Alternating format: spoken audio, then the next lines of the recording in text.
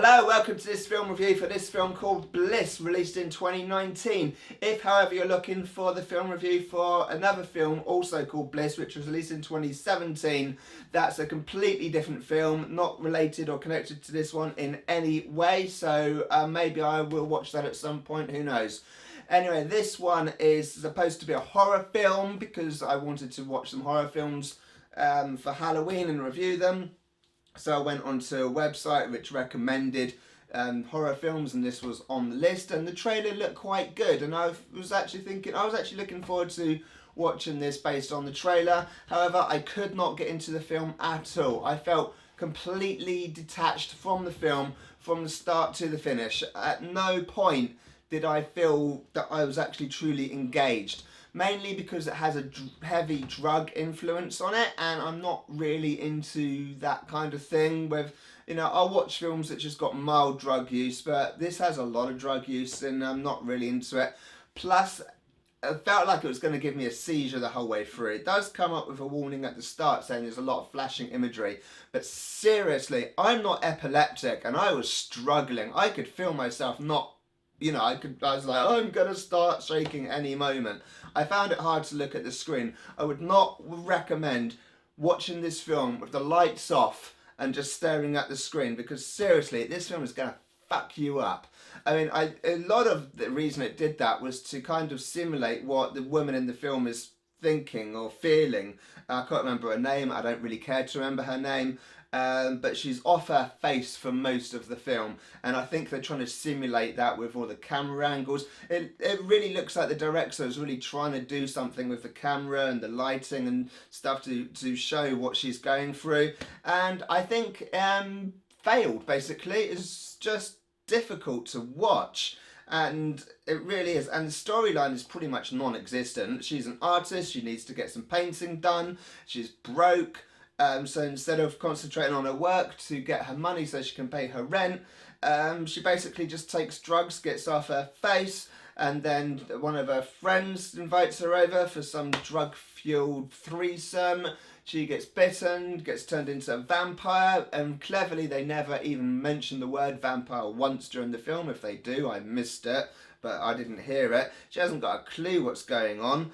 And basically she blacks out when the vampire in her takes over and she kills people she doesn't even remember, and the camera angles and the sound and the light, I suppose it's supposed to show the disorientation, and it's quite good at that, but I just couldn't look at the screen, and it was just like flash, flash, flash, flash. It's like, I'm going to grab this torch, I'm using this torch as light. This isn't what I normally use as lighting. I can't find my other light. Imagine this for an hour and 20 minutes. It's like not cool. It really isn't cool. Yeah, and it's not easy to watch. So I was kind of like half watching it, like looking away, and it's like you can't physically look at the screen. I thought I was going to have a seizure, and I don't even have epilepsy. It was not an easy film to watch.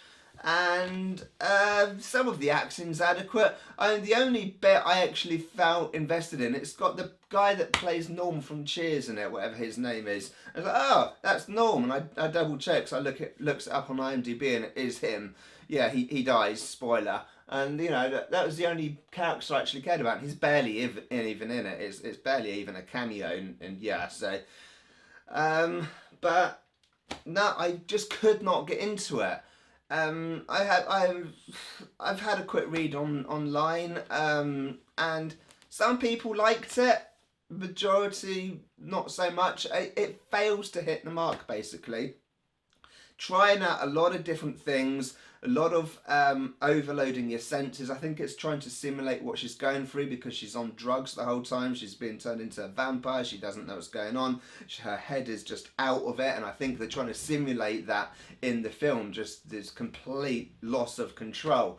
And in that regard, it kind of works. But also, it just makes it very, very difficult to watch. And yeah, there's a lot of blood, there's violence. It's not the most violent film I've ever seen. It's obviously been done on a budget, and the main story of the thrust of the story is that she's trying to get this piece of art done, and it's a weak story to start with. That's the problem. There's the story being that she needs to get this painting done to pay her bills, and it's such a weak ass story, and it's got some weak ass characters and some weak scripts. It's a weak thing. The only thing that actually props this up is the flipping strobe lighting the whole way through, which you can't even look at without having a blimmin' seizure.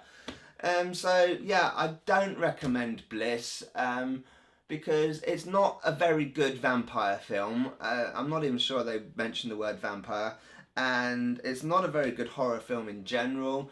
It's not a very good like drug film, because it's just not a very good film. It tries too hard. It's got no focus. Okay, it's a bit like my YouTube channel. It doesn't know where the hell it's going, and it's a mess basically.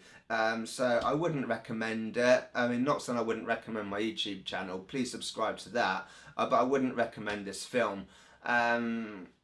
It's a bit like this backdrop. You may have seen it in some of my previous videos. It's supposed to look like I've got a haunted building behind me, but as you can see, it's not really working very well. There, I've put my outside light on. Maybe you can see it a bit better. It's being battered by the wind right now. Yeah, so I don't recommend the film. It's a mess. It's all over the place. It's difficult to watch. I just couldn't get in. I felt completely detached from the opening scene all the way through to the end credits. I felt completely and utterly detached from this film. I was not drawn in at all at any point. It was just, I don't know, it was just a pointless exercise. A bit like me having candles which aren't lit in my background.